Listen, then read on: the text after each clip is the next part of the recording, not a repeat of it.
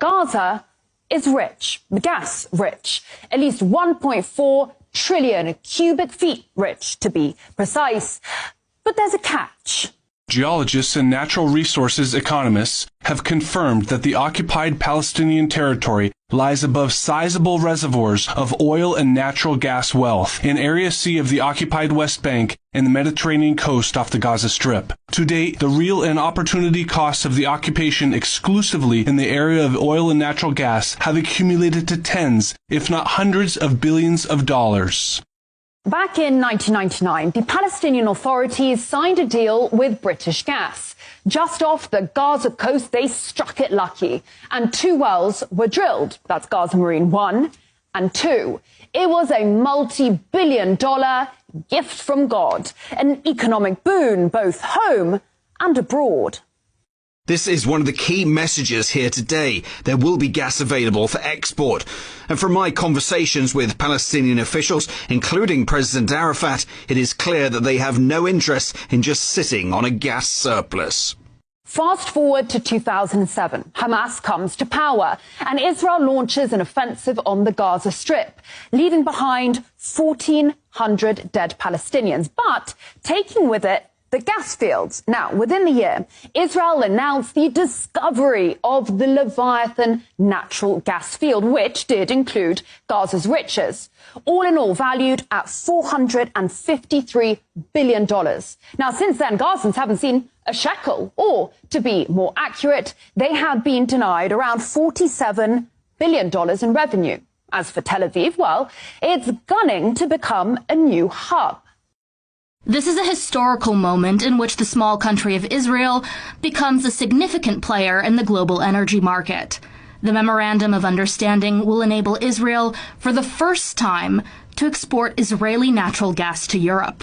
And it is even more impressive looking at the significant set of agreements we signed over the last year, which position Israel and the Israeli energy and water sectors as a key global player.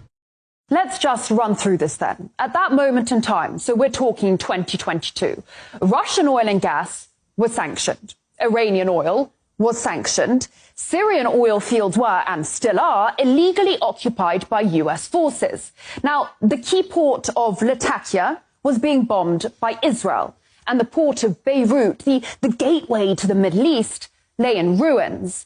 Enter this small country of Israel right here with its seas of gas, its working ports, an answer to Europe's problems, and perhaps, most critically, the US blessing. Because in case you didn't know, US Congress has decided that Israeli energy is in the highest national security interests of Washington. So DC was only too happy for Tel Aviv to become a key global player. After all, it had itself previously mulled over ways in which to make its 51st state a window onto Europe. Another interesting application of nuclear excavation would be a sea-level canal 160 miles long across Israel, connecting the Mediterranean with the Gulf of Aqaba and thus the Red Sea and the Indian Ocean. Such a canal would be a strategically valuable alternate to the present Suez Canal. The Suez Canal is a gold mine. It connects the Mediterranean Sea to the Indian Ocean via the Red Sea. It is the link between Asia and Europe.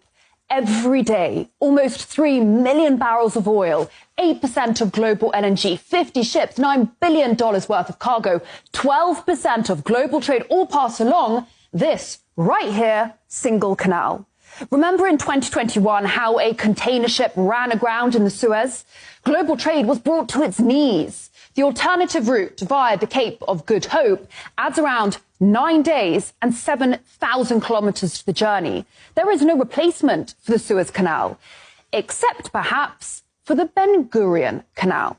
Now, what the US had been thinking about back in the 60s was dropping 520 nukes on parts of Israel, all to build a 260-kilometer-long canal that would start at the Red Sea down there in the port city of Eilat, run through the Negev desert, and pour out into the Mediterranean. Where exactly?